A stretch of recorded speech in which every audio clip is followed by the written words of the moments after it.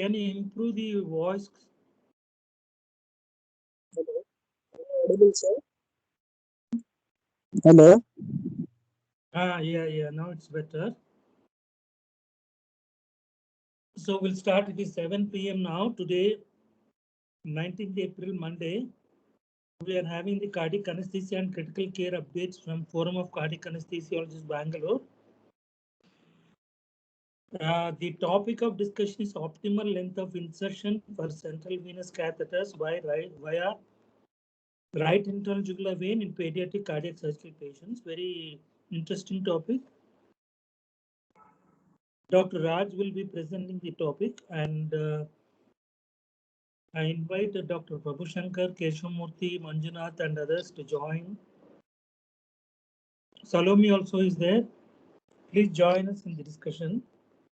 Till that time, please keep all the mics muted, excepting the speaker.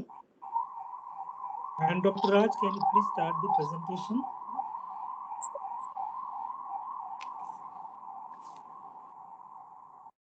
Please share your screen and start the presentation.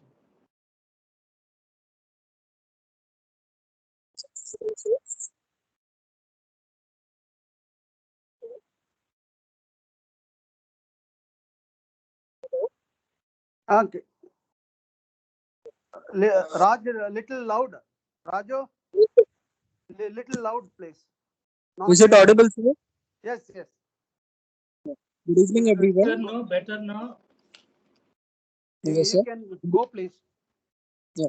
The topic we are discussing today is the optimal length of insertion for central venous catheters via the right IJV route in pediatric cardiac surgical patients. Central venous access is defined as placement of a catheter such that the catheter is inserted into the great venous vessels. The central venous catheters position is important in pediatric cardiac patients for accurate right side pressure monitoring and assess for vasoactive drugs. Inappropriate catheter tip position can lead to arrhythmias, perforation, cardiac tamponade, and thrombosis.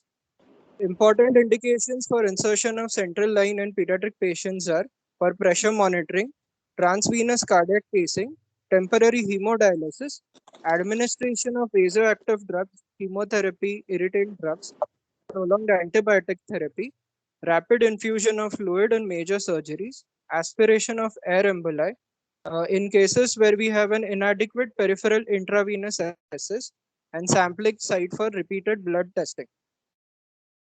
Sites for cannulation include internal jugular vein, which is the most common access, subclavian vein, femoral vein, which is the second most common, and the umbilical vein. Coming to the internal Raj, jugular. not able to hear. Raju, just you adjust Now, your. sir. So now Okay, you are able okay. to hear. Yeah. Yes, sir. Coming to the internal jugular vein, the right side is preferred compared to the left. This is because the right side has a consistent and predictable anatomical location. It is readily identifiable and approachable. The landmarks on the surface anatomy are most of the times palpable. It has a short straight course to the SVC. It has a smaller overlap area of the carotid artery, and it is more lateral in position compared to the left IJV. The left IJV has certain disadvantages over the right. The higher dome of the pleura on the left side increases the chances of pneumothorax. Thoracic duct injury can occur as it is close by the junction of the IJV. The left IJV is smaller than the right IJV. It has a greater degree of overlap of the carotid artery, and there can be a risk of vessel injury. Catheter, when we put, it enters through the left brachiocephalic vein and may rest against the lateral wall of the SVC. This increases the chances of vessel injury. The left IGV is also avoided in pediatric cardiac patients because it may connect to a persistent LSVC, which will be ligated during the surgery. Also, the left brachiocephalic vein may be sacrificed during a difficult surgical dissection. The subclavian vein, advantages of this are it has a relatively and constant position in all ages with reference to the surface landmarks. It is more comfortable for the patient as the neck remains free. The rate of infection is less compared to the IJV and the femoral route. The disadvantage is it has a higher incidence of pneumothorax. The femoral vein, it has an incidence of infection is more seen in femoral vein as compared to the IJV. The umbilical vein, less likely to cannulated, but it is cannulated at the umbilical stump for the first 3 to 5 days of the postnatal life. Passage into the IVC depends on the patency of the ductus venosus. It can be kept for 14 days if no complications are suspected. Now coming to the topic per se, the pediatric cardiac surgical patients have certain requirements unlike the general pediatric population. They often need an accurate right side pressure monitoring for fluid administration. They need an unambiguous assess for infusion of vasoactive and irritant drugs. These patients are prone to arrhythmias due to inappropriate catheter deposition into the right atrium, especially if the myocardium is irritable because of the underlying electrolyte imbalances. Inappropriately positioned catheter tip can interfere with SVC cannulation. Malposition of the catheter tip can lead to the following complications. If the tip is in the right atrium, it can lead to cardiac perforation, later leading to a tamponade, arrhythmias, valvular insufficiency, atrial thrombus, and catheter dysfunction. If the tip is outside the heart, it can lead to thrombosis of the vena cava, inadvertent infusion into the non-target vessel, catheter dysfunction, or erosion of the catheters into the lung or the bronchus. A few recommendations for the catheter tip placement. The ASA has recommended the tip position to be in the lower third of the SVC or at the SVC-RA junction. The US Food and Drug Administration recommends that the catheter tip should not be placed in or to be allowed to migrate into the heart.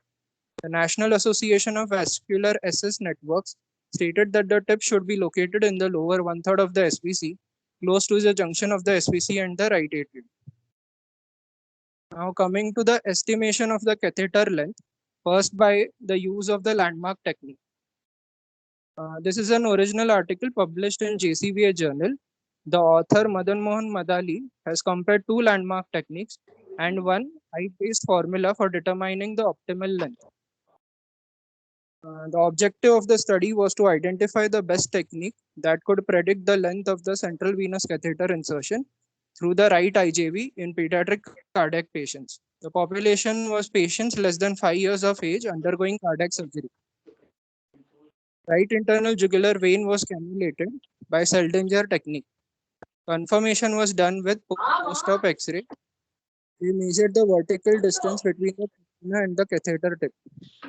The ideal placement of the catheter was defined as when the catheter tip is at the level of the carina or within 1.5 centimeter proximal to it.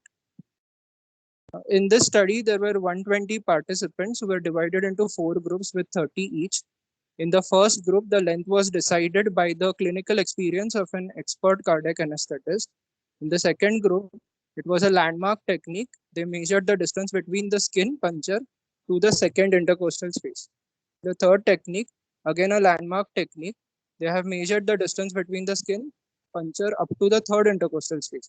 And the fourth, it was a formula based on height technique, in which the length of the catheter is equal to 1.7 plus 0.07 into height. Suppose if we take the height of the patient as around 100 centimeter, it comes around 8 to 9 centimeters. This formula was first suggested by Yoon et al., which only is when the patient is between the height of 40 to 140 centimeters. They concluded that amongst the above the 4 techniques, the landmark technique with the distance between the skin puncture to the second intercostal space is better than the others for successful catheter tip placement. Second best technique is the use of the formula based technique based on the height, but the disadvantage of it is the puncture site has to be kept fixed. Another study, which is also based on the landmark technique, but here the points are different. 3 points are defined. Point A is the sternal head of the right clavicle. Point B is at the midpoint of the perpendicular line drawn from point A to the line connecting both nipples. I is the puncture point. The distance, that is the IA distance plus the AB distance minus 0.5. This formula gives the ideal length of the insertion. Later, this was compared using a post-op chest X-ray using the carina as a landmark. They found that the mean distance for the CVC tip from the carina level was 0.1 centimeter below and 0.3 centimeters above the carina. This method is useful when the child is below 5 years of age and irrespective of the puncture site, weight and the height of the patient. And they have suggested that this procedure can be performed easily as a bedside. Another study also giving the landmark technique only, but a different method in which 2 points are defined. Point A, it was located between the carotid artery medially and the median border of the sternocleidomastoid muscle, laterally on the transverse line that crossed the thyroid notch. And point B was drawn at the manobriosternal junction on a transverse line situated at the junction. A plus B will give you the length of insertion. In this, successful tip position was found in 49 out of 50 patients. Next study, in this, a slight change. Instead of measuring the distance, they have now what they have done is they have used the catheter length itself to measure the distance. They have placed the catheter with its natural curvature over the skin, starting from the insertion point of the needle, which is denoted by a cross, through the midpoint of the ipsilateral clavicular notch and to the insertion point of the second right costal cartilage to the manobriosternal joint. They have done the study for the right IJV and for the left subclavian. They found that the mean tip position placed via the right IJV was 0.1 centimeters above the carina. For right subclavian was 0 centimeters. For left IJV was 0.3 centimeters. And for the left subclavian was 0.2 centimeters. In this study, they have not used the topographic method, but they have used a pre-op chest X-ray to take the measurements. The length of insertion was estimated taking the measurement over a pre-op chest X-ray, and later it was confirmed using a post-op X-ray, again keeping the carina as a landmark. The CVC was placed at the depth derived by adding the length between the needle insertion point and the clavicular notch and the vertical length between the clavicular notch and the carina on the X-ray.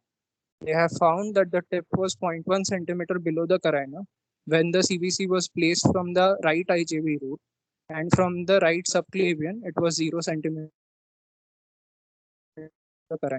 Now, above studies, they all concluded that the advantages of the landmark technique are the bony landmarks are easily palpable in most of the children. Length can be adjusted for the puncture site. There is no need of any additional equipment, and it is easy to perform. Coming to the next technique, which is the height-based formulas. Now, when the demographic parameters are compared, all the above studies, they did that in which the age and the weight of the patient were comparable, but there was a significant difference in the height of the patient. But the height-based formula, the disadvantage is they are affected by the site of the needle puncture. That is, whenever you use a height-based formula, you cannot change the site of puncture. The site of puncture has always to be the apex of the triangle. The first formula, which was given by Yoon et al., which was already compared by Madali, he has given the formula as the length of insertion is 1.7 plus 0.07 into height in centimeters. This is only applicable when the height of the patient is between 40 to 140 centimeters. Another formula is given by Andropoulos. The length of insertion for patients of less than 100 centimeters, the formula is height in centimeters divided by 10 minus 1. And for patients more than 100 centimeters, it is height in centimeters divided by 10 minus 2. Coming to the conformation of the catheter tip.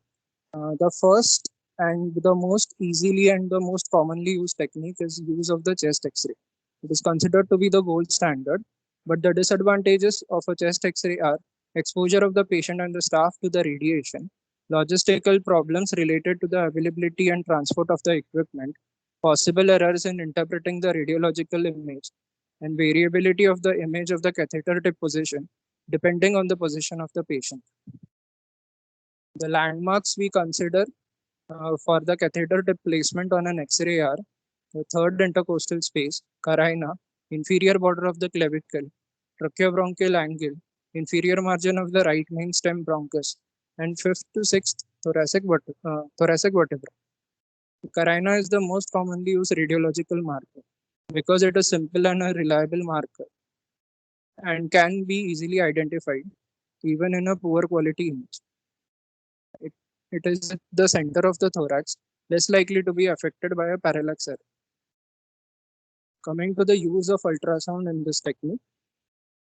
In this study, the author has compared the use of bedside ultrasound and chest X-ray to verify the catheter tip position. The study population was between the age of 0 to 14, requiring catheter placement. In this, they had placed the tip.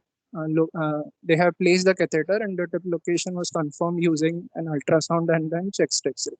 The CVCs were classified as intraatrial or extraatrial according to their positions in relation to the cavoatrial junction. The CVCs located outside the vena cava were considered malposition. The distance between the catheter tip and the cavoatrial junction was measured. Also, the time elapsed from the image capture to the interpretation was also recorded. The following X-ray and the USG pictures, the image B and G, they show the X-ray and the USG picture of the femoral catheterization. Both the images will show intraatrial tip malposition. The image C and H, they are showing an extraatrial tip location of the femoral catheter. The catheter tips appear to be in the lower abdomen in the chest X-ray. But when we see the USG, the tip position is at the cavoatrial junction, which is the actual place where we want it. In this, the D and I images, we can see the CVC tip is at the optimal position in the SVC at the cavoatrial junction. And in the figure E and J, you can see an intraatrial malposition of the catheter.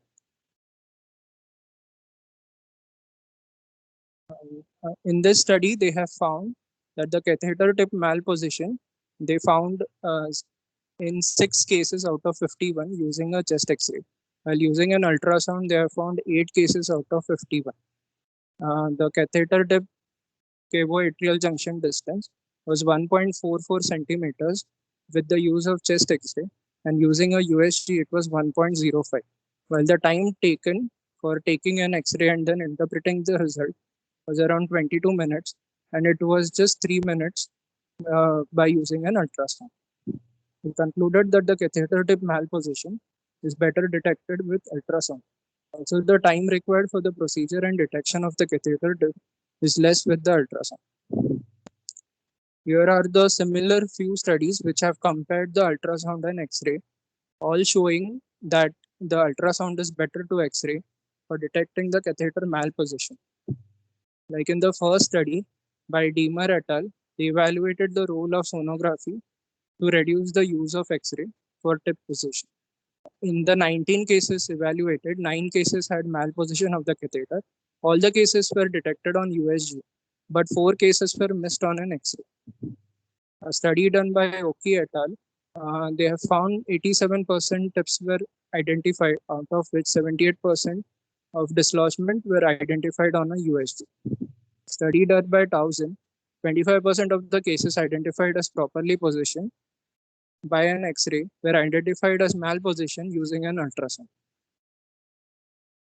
Advantages of using an ultrasound are, it has a higher success rate. It gives a real-time verification of the CVC tip position, and it also prevents from radiation exposure.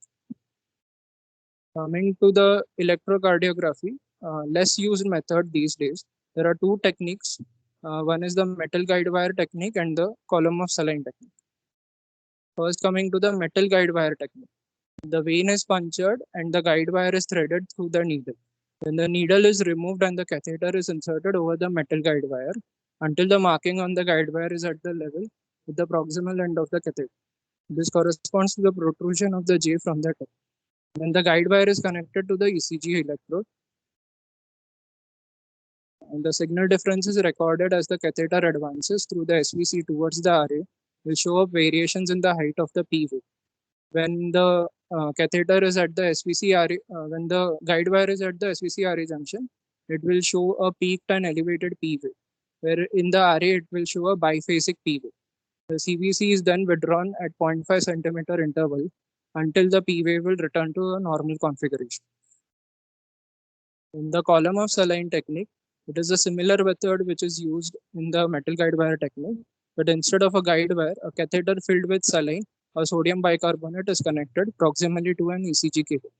The connection can be done with using specific transducers, saline adapters, or clips. The study compares the accuracy of CVC tip localization between the ECG and the landmark technique. In the ECG group, the catheter were placed where the P wave returned to a normal configuration on a right atrial ECG. In the landmark group, CVCs were placed at a depth derived by adding the distance between the insertion point and the notch on the clavicle and the vertical length between the notch and the carina on a pre-op chest X-ray. Confirmation was done on the post-op X-ray, measuring the vertical distance between the carina and the catheter tip. A comparable result was found between the two groups. The success rate in the landmark group was 96%, and on the ECG it was also 96%. The few other studies which the author has compared, they found the column of saline technique gives around a success rate of around 96%, and the guide wire technique gives around a success rate of around 86 to 88%. Advantages of using an ECG is it provides a quick and reliable method to track the position of the catheter during the insertion procedure. It provides a real-time verification of the CVC tip position.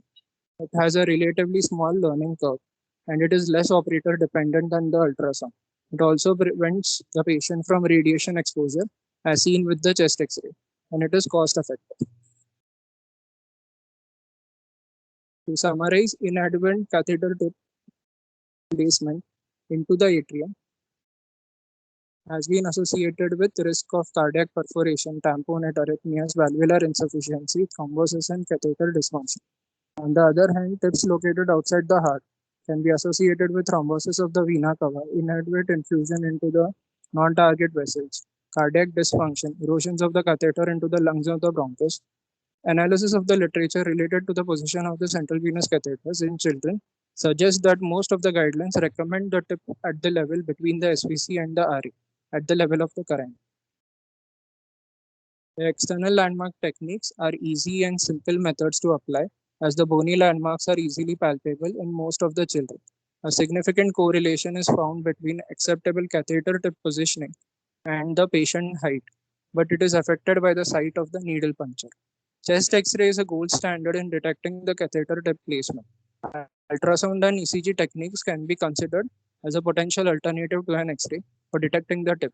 A wider application of these techniques may reduce our neonatal and pediatric exposure to radiation and reduce the cost. Thank you.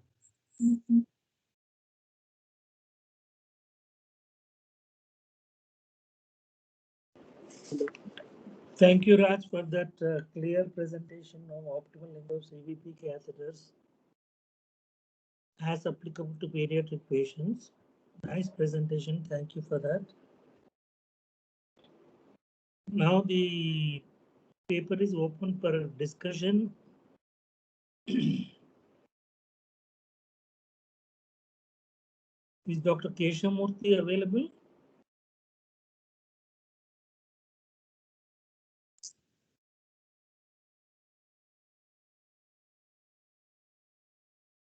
Dr. Keshamurthy is available.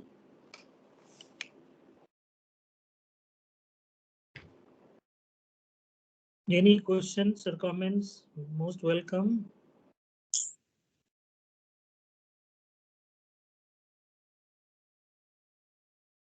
Prabhu Shankar, any questions, comments?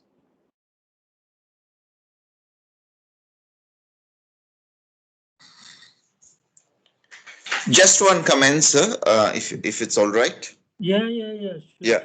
Sure. In both in the Australian FANSCA and the British FRC and the Singapore anesthetic exams is a very commonly asked MCQ.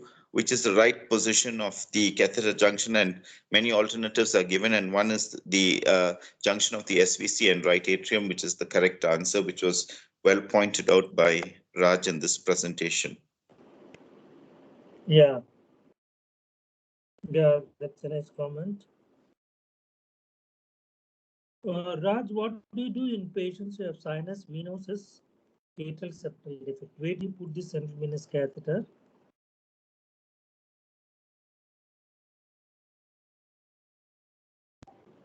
Hello.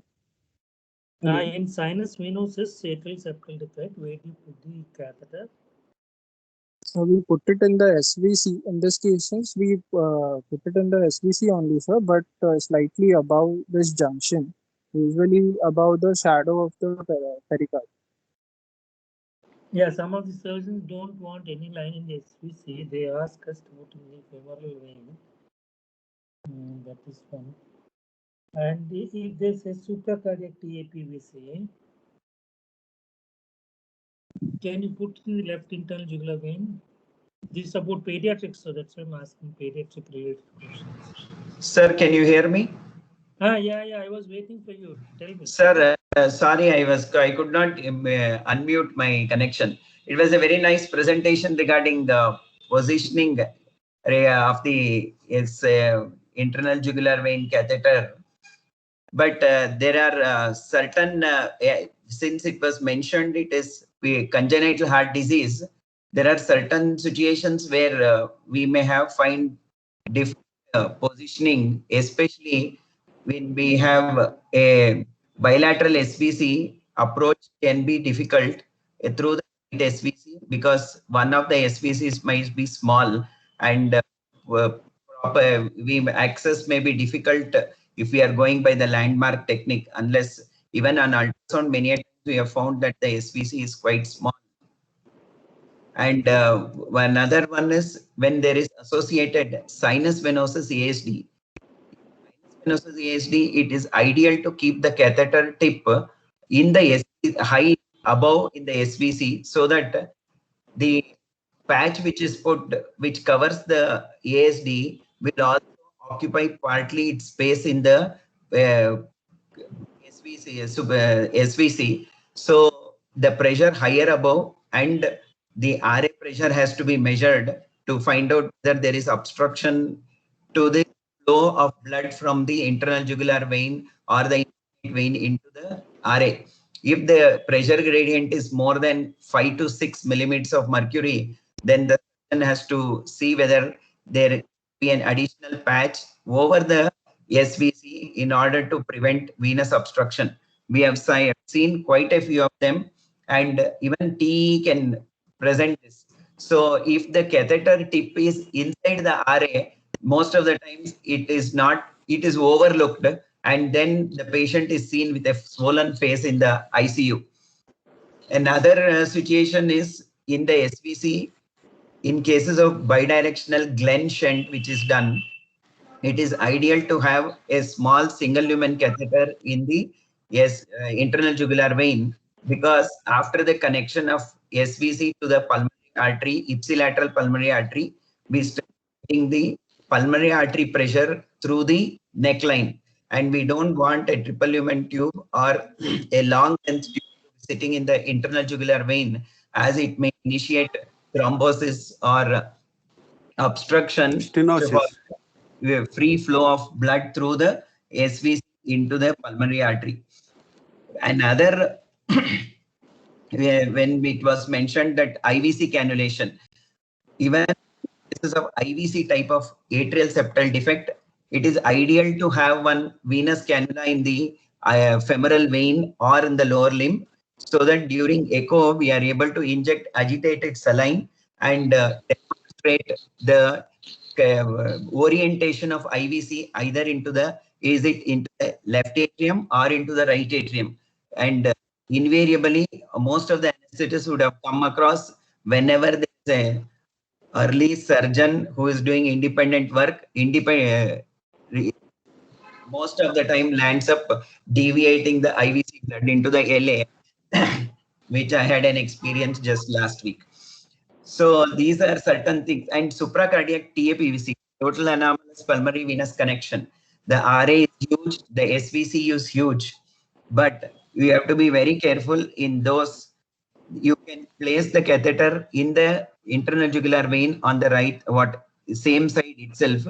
Since most of us don't realize that the anastomosis is done between the left atrium and the common chamber, which is behind the left atrium, and the vertical vein which joins the innominate vein is ligated before it joins the innominate vein.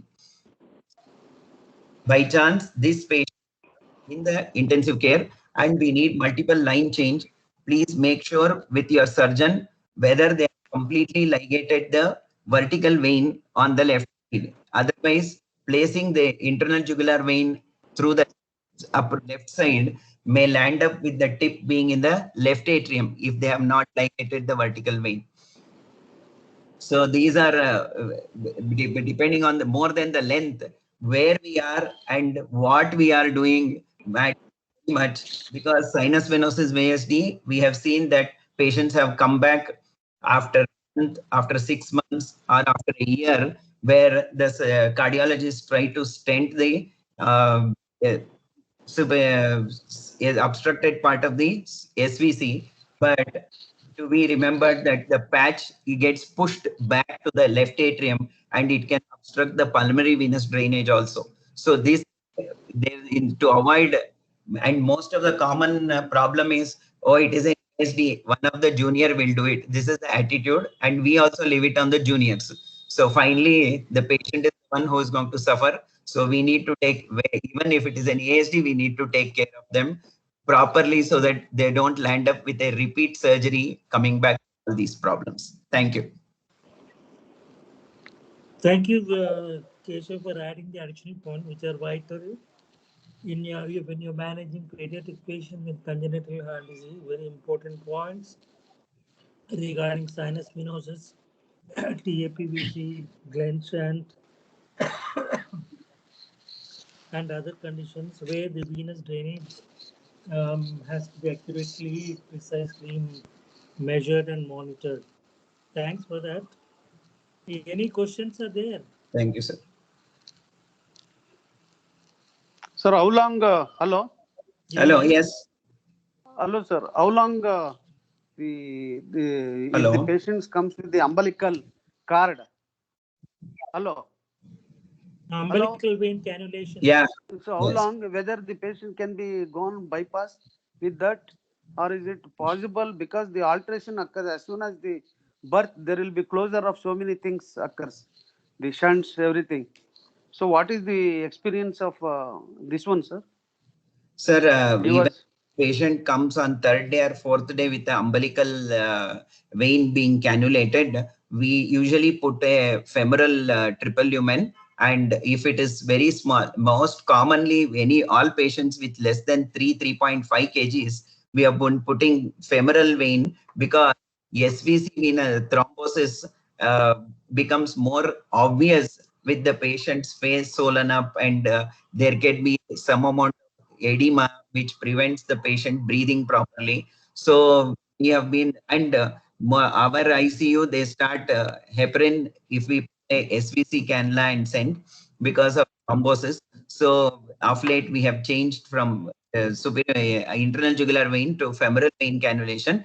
But if the patient, whoever comes with umbilical vein cannulated, I don't use it intraoperatively, sir. I always make sure that we put a femoral vein before we go on bypass. Okay, that's good. Any other questions? I've seen where the catheter. Hello, sir. Yes, yes. Yes, sir. Yes, sir. So I have put a vein, went to the RA to LA to the LV.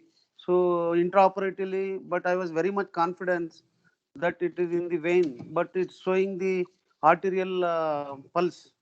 Oh, good. So it is very where the exact this one. Some says at the junction to be placed. Some say as the corona. They take the reference of the corona and the 4 centimeters, 3 centimeter, and 1 centimeters. So if this is only for internal jugular vein of right side, what about the extra this one femoral vein or this one subclavian veins? Sir, can I answer? Yes. Yeah, yeah, Yes. yeah, please. Yeah, sir, the basic thing what we have decided is till around 13-14 kgs weight, we put 4.5 centimeter length CVP catheter only. We don't matter whether it is in the SVC, it is in the RA, or it is gone, especially if we do the same cannulation in a patient who is just 2 or 2.5 kgs, we is even almost close to the IVC also.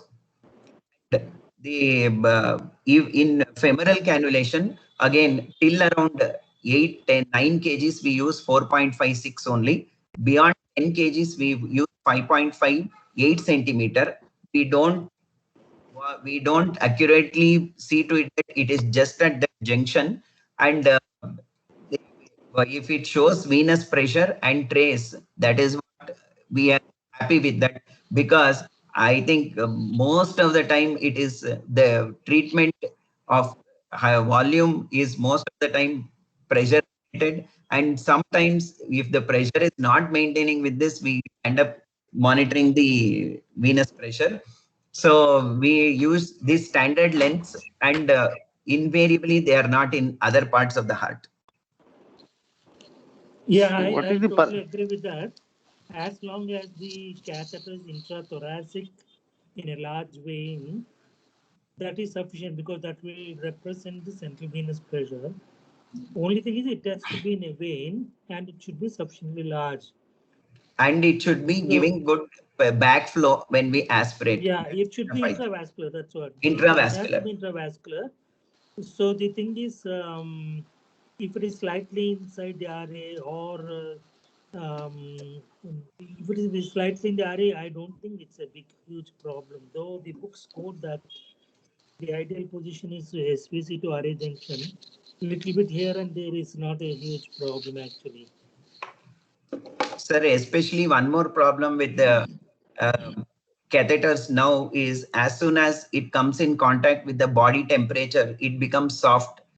Suppose if we are putting it little higher up in the neck, with the neck flexion, the catheter itself gets kinked.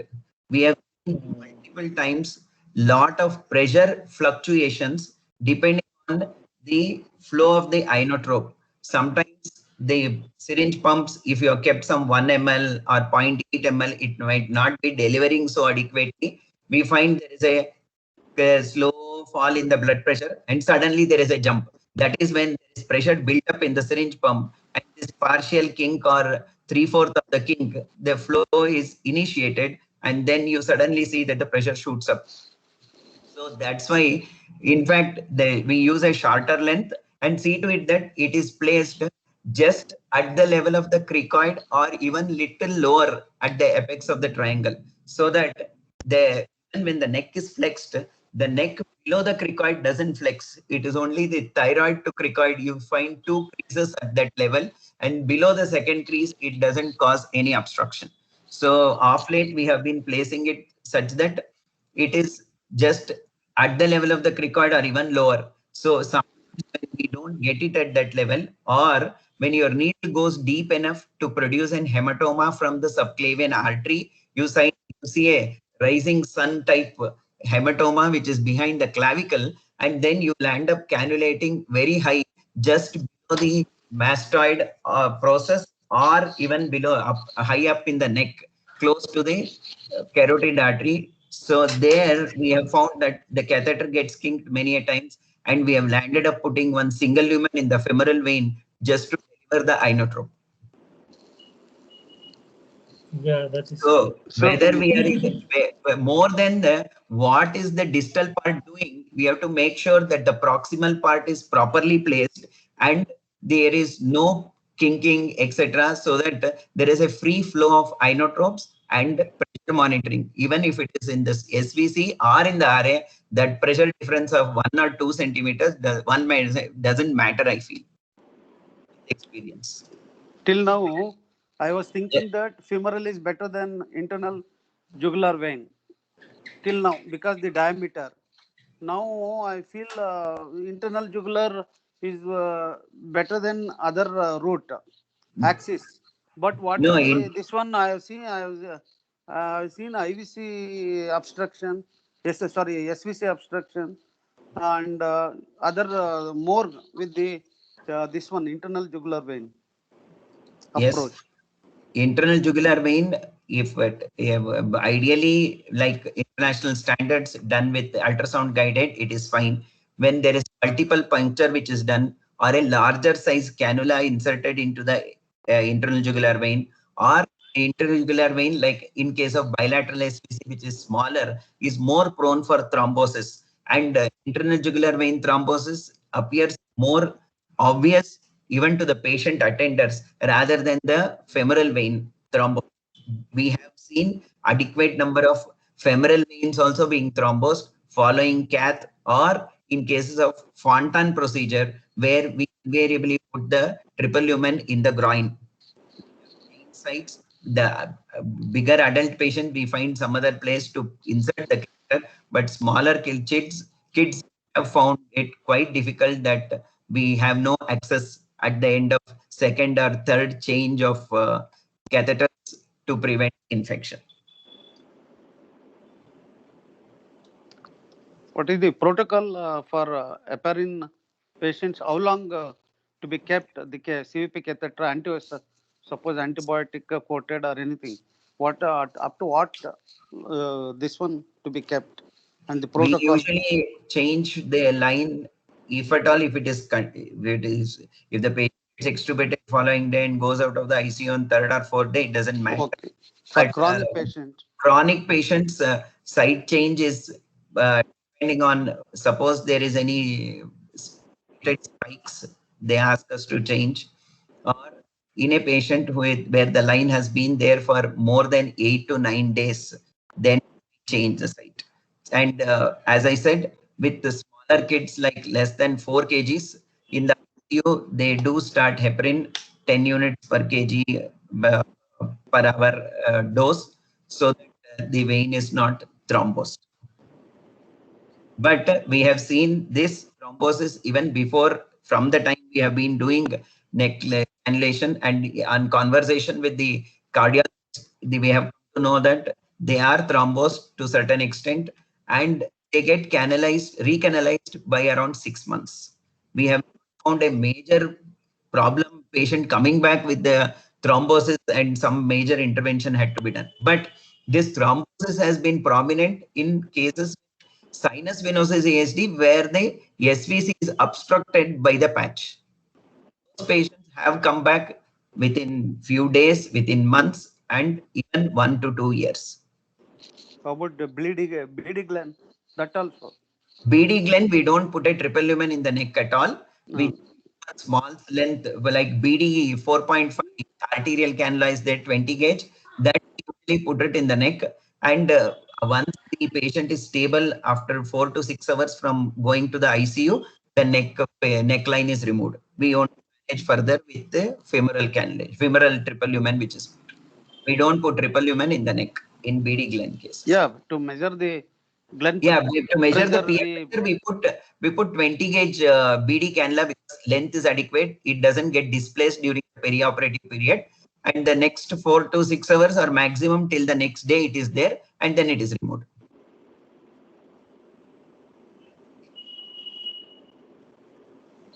Yeah, that's right. Any other comments or questions? There in chat box, there are no questions. I couldn't see any questions there.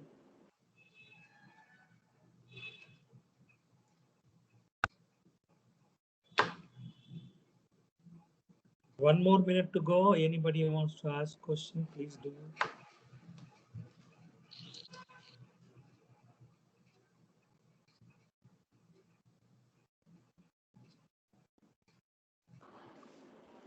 I think we'll close the session. Thank you very much, Raj, for the presentation. Prabhu Shankar and Keshav Murthy. Thanks. Thank you, sir. Thank you for the opportunity. Inputs. Thank you so much. Meet next See time. you on Sunday and then Monday. I All the thank best. Raju and our HOD and all who supported Raju and everybody, sir. Thank you, sir. Who is the HOD? You are the HOD, no? No, sir. Dr. Ah. Prabhakar. Acha, acha, acha, Prabhakar. Oh, where is Prabhakar? Is there? Is there, sir. Okay. Thank you so much. See you on Sunday. Bye. Okay, sir. Thank you, sir. Bye. Good night.